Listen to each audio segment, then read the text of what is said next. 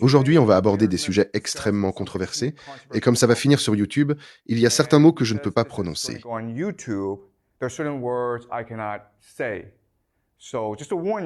Je vous préviens, je vais les écrire mais pas les dire, sinon la vidéo sera censurée.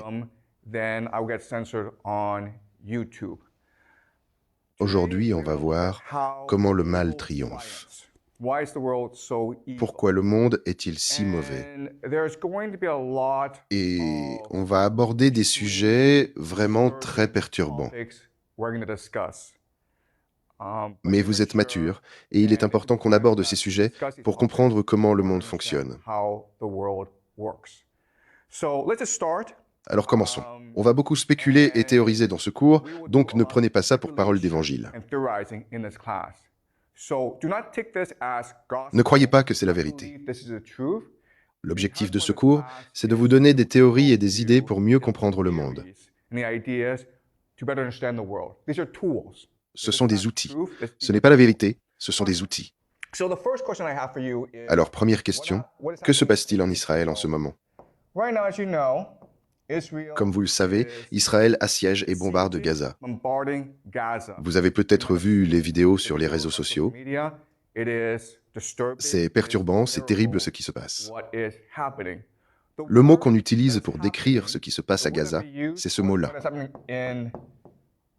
On n'a pas le droit de le dire sur YouTube, mais c'est bien l'intention. Ce que je vais soutenir cependant, c'est que la vérité est bien plus perturbante que ça.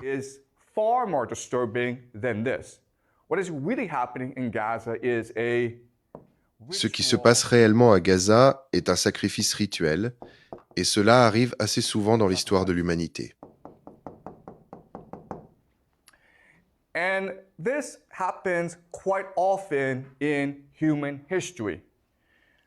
Si vous remontez dans l'histoire réelle de l'humanité, ça arrive assez souvent. Parmi les exemples les plus célèbres, il y a les Aztèques. On a fouillé leur temple et à l'intérieur, on a trouvé des milliers et des milliers de crânes humains.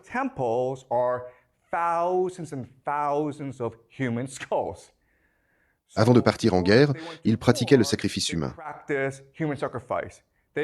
Ils massacraient publiquement leurs ennemis. Les Aztèques étaient célèbres pour ça. Les Phéniciens, et notamment les Carthaginois, on en parlera plus tard ce semestre, mais les Phéniciens étaient aussi connus pour un type particulier de sacrifice, le sacrifice d'enfants.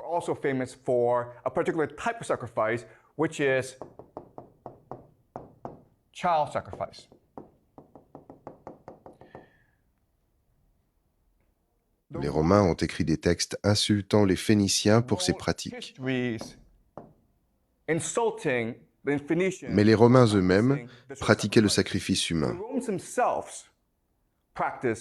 Après chaque grande guerre, ils capturaient tous les chefs ennemis et les faisaient défiler dans les rues de Rome.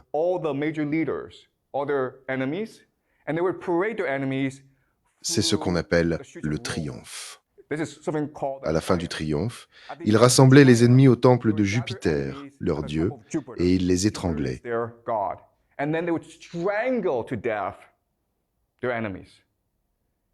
C'est du sacrifice humain.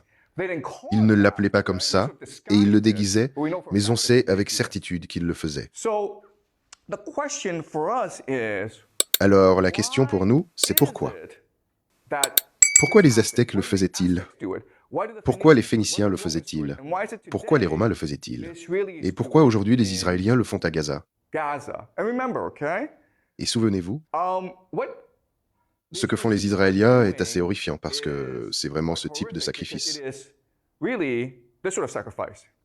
Pourquoi? Parce que 47%, presque la moitié de la population de Gaza, a moins de 18 ans. La majorité des victimes sont des enfants. Ce qui est le plus frappant dans ce qui se passe à Gaza, c'est qu'on peut tous le voir, et c'est presque comme si les Israéliens voulaient qu'on le voie, qu'on les déteste. Partout dans le monde, l'opinion se retourne contre Israël. On voit ces manifestations populaires partout, protestant contre ce qui se passe en Palestine.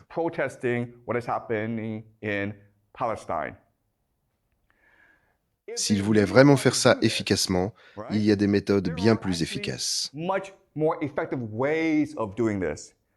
Par exemple, empoisonner l'eau ou contaminer l'air pour que toute la population de Gaza développe un cancer foudroyant. On a la technologie pour ça. Israël pourrait faire ça en secret et personne n'en parlerait. Et dans 20 ou 30 ans, la population de Gaza aurait disparu.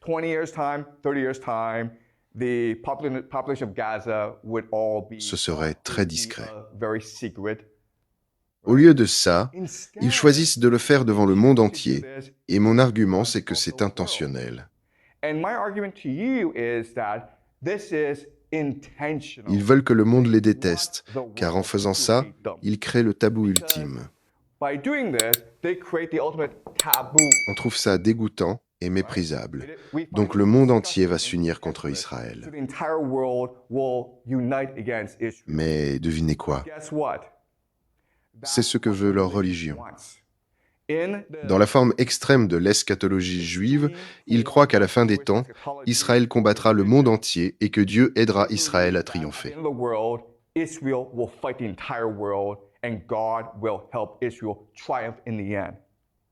Ce qui se passe réellement à Gaza, c'est qu'il y a des extrémistes au sein du gouvernement israélien qui veulent accélérer le processus de la fin des temps, où Israël affrontera le monde.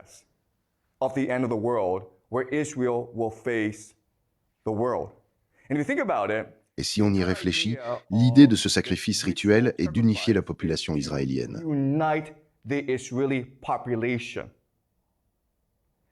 Et ce qui est extrêmement perturbant et horrifiant là-dedans, c'est que ça fonctionne.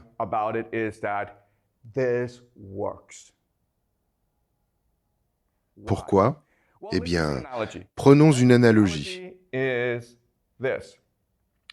Dans l'histoire chinoise, le stratagème militaire le plus populaire consiste à combattre avec une rivière dans le dos. Vous connaissez cette stratégie. Une armée est en train de perdre, elle se fait disperser par l'ennemi, alors le général force l'armée à se replier vers une rivière. Maintenant, avec la rivière qui bloque la fuite, vous avez le choix. Soit vous vous noyez, soit vous vous battez jusqu'à la mort. Et la plupart des soldats choisissent de se battre jusqu'à la mort. À ce moment-là, les soldats sont unis, galvanisés, énergisés, et ils trouvent un sursaut d'énergie pour détruire l'ennemi. C'est le stratagème le plus célèbre de l'histoire militaire chinoise, et devinez quoi? C'est exactement ce que fait Israël à Gaza en ce moment. C'est la même logique. Oui, une question? Quelle est la rivière pour Israël? Bonne question. La rivière ici, c'est le tabou. Quel est le pire acte possible dans les sociétés modernes? Tuer des enfants. Il n'y a pas d'issue pour Israël. Soit on va jusqu'au bout, soit le monde vient vous détruire de toute façon.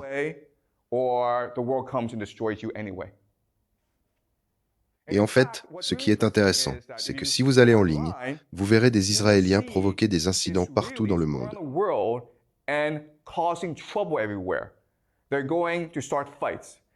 Ils cherchent la confrontation. Ils crient morts aux Arabes dans les bus en Occident. C'est intentionnel. Ils veulent s'unir en divisant le monde, en précipitant la fin des temps.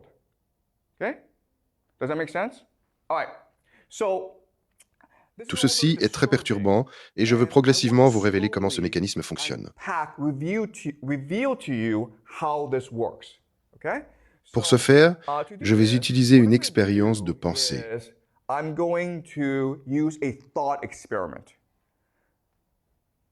Une expérience de pensée.